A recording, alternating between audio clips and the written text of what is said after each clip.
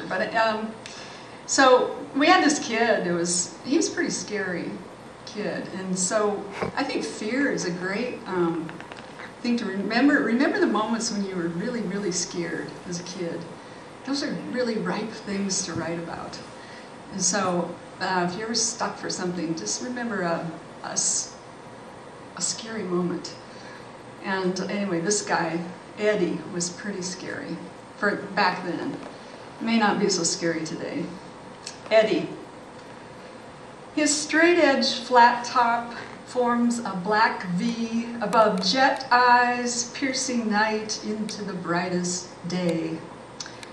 Bad Eddie, big kid for an 8th grader, whacks at pigweed with a switchblade near the schoolyard fence. In the dirt lane, a safe distance, we eye him over mumbly pag, the air heady with corn shelling, the fire of late goldenrod from the ditches. Teacher watches out the window. Last week it was Bobby locked in the outhouse. Yesterday, poor Kimberly bullied into the storm cellar. Today, the sun glints off his front tooth filling like a signal to the stratosphere. He laughs out loud at some manic joke. We can't know that 20 years from now, he'll be found somewhere dead, gone, caught at the wrong end of a drug deal gone bad.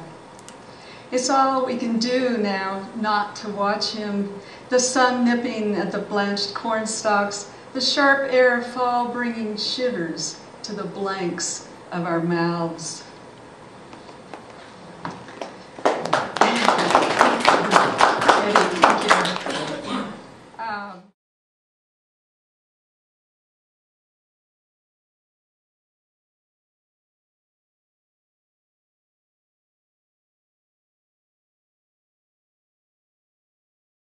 The epigraph reads from the Weather Channel, what is the largest hailstone in the U.S.? And the answer was, there have been 6 reports of hailstones 8 inches in diameter, if you can imagine that. Yeah. Hailstorm, 1965. It was the summer I turned 16, one brother was soon to be married, and we'd sold the farm.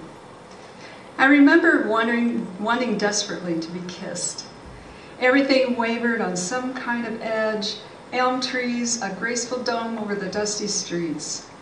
Nothing to warn, only a cumulonimbus cloud in the afternoon, intense updrafts, sky hazed sulfur green, hail starting as crystalline seeds that grew to marble size, geometrically then, to the size of softballs, clattering heavy against metal, wood, glass, against the only small world we knew.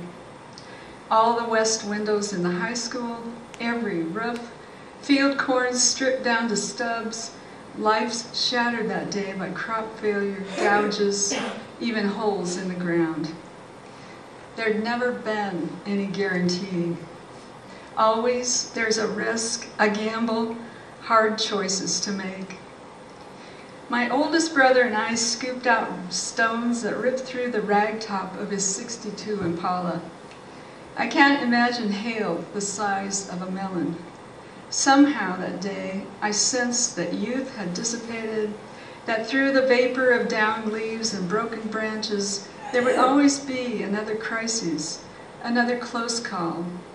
And yet, there was something more out there circling.